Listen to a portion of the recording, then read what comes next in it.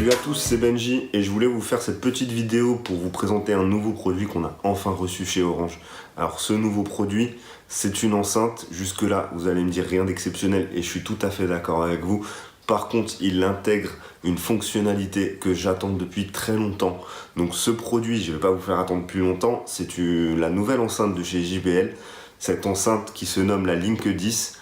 Et la fonctionnalité que j'attendais depuis très longtemps sur un produit vendu chez Orange, c'est l'intégration de Google Assistant.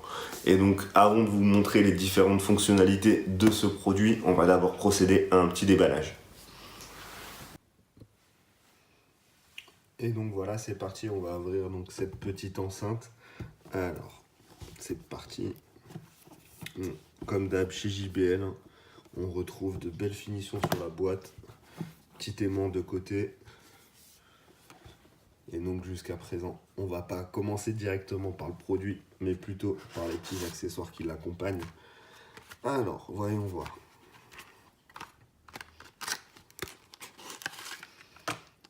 Alors, nous avons le petit câble USB qui permet la recharge de cette enceinte.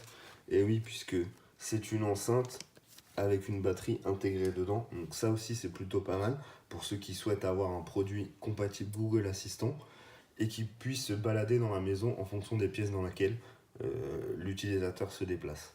Donc au niveau du câble USB, bon déjà, petite déception déjà par rapport au produit, puisque malgré que nous sommes en 2018, nous trouvons encore du micro USB. Par contre, il y a cette fonctionnalité que j'aime beaucoup sur les câbles qui sont offerts chez JBL, c'est le fait que l'USB type A, qui va nous servir à brancher sur la prise de charge, est réversible. Donc ça c'est plutôt pas mal, mais c'est dommage de ne pas avoir mis l'USB type C de l'autre côté, qui lui est aussi réversible.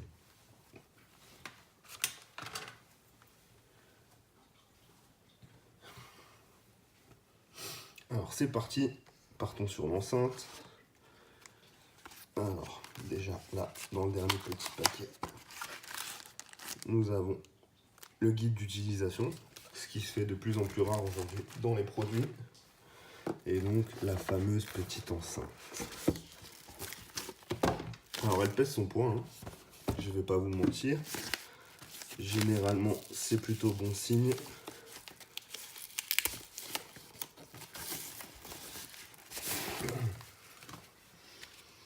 Alors au niveau du toucher, on a la sensation un peu d'un tissu. En dessous, c'est du finition plastique en dessous et au-dessus. Et donc on retrouve le petit bouton pour mettre le Bluetooth, pour augmenter et diminuer le volume, pour mettre play lecture. Les deux petites encoches qui à mon avis correspondent au micro, et donc ça aussi c'est une bonne nouvelle, ça veut dire que contrairement au Google Mini, mais comme on retrouve sur le Google Home, nous avons deux micros, et c'est plutôt agréable. Donc c'est parti, hein, on va l'allumer ensemble, et on va voir ce que ça donne. Et voilà, on se retrouve donc pour la mise en route et la présentation rapide donc, de cette nouvelle enceinte, la Link 10 de chez JBL. Donc pour l'allumer, il faut aller à l'arrière, et donc là on retrouve le petit bouton d'allumage, le petit bouton pour couper le micro si vous avez besoin d'être tranquille et être sûr que Google ne vous écoute pas. Et ensuite en bas, la prise de charge donc, qui est protégée, puisque c'est un des plus de ce produit, c'est qu'il est étanche, IPX7. Voilà. Donc du coup, on va l'allumer ensemble, donc il suffit de presser sur le bouton. On a les petits témoins de charge ici qui se mettent à clignoter. Le petit témoin de Google Assistant qui également se met à clignoter. Et la connexion réseau qui doit également se mettre à connecter. Donc alors par rapport au Google Mini ou au Google Home, il met quand même beaucoup plus de temps à accrocher le réseau et à se mettre en route. Au niveau de ses fonctionnalités, donc, il a l'assistant Google d'inclus.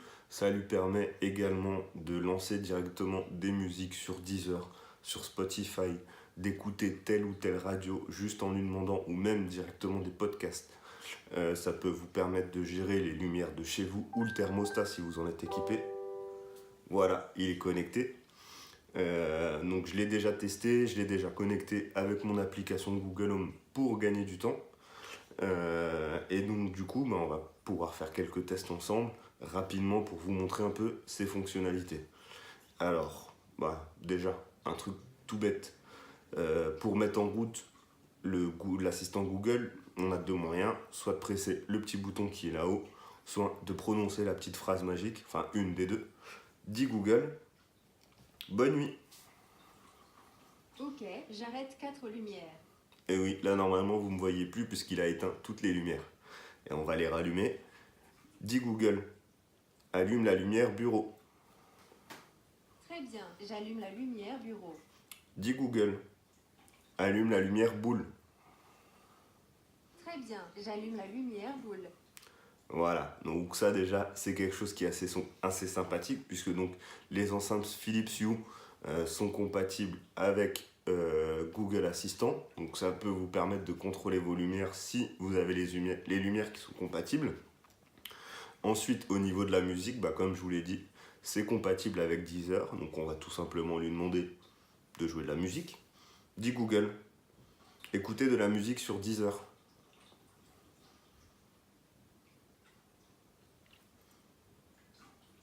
Ah, forcément. Dis Google, écoutez de la musique sur Deezer.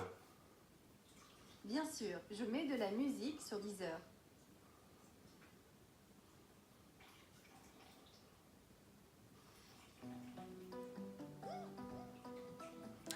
Et voilà, donc la musique s'est lancée. Dis Google, suivant. Elle va nous mettre le poussin piou. Non, ça va. Donc voilà, dis Google, stop. Voilà, donc c'est un petit peu ce qu'on peut faire. Donc par rapport aux quelques tests que j'ai pu effectuer, je suis un petit peu déçu sur un point par rapport à la puissance du volume et des basses de ce produit, puisqu'en fait, connaissant JBL, je m'attendais à avoir un son et des basses surtout plus puissants que sur le Google Home classique. Et en fait, malheureusement, pas du tout. On est à peu près sur la même puissance et les mêmes basses. Par contre, par rapport au Google Mini, il est bien au-dessus. Là, il n'y a pas de souci.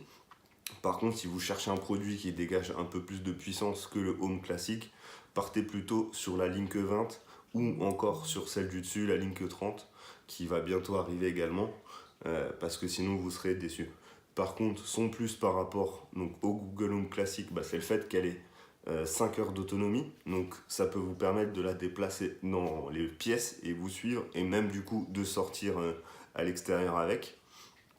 Ce qui n'est pas le cas avec le Google Home qui doit toujours être branché.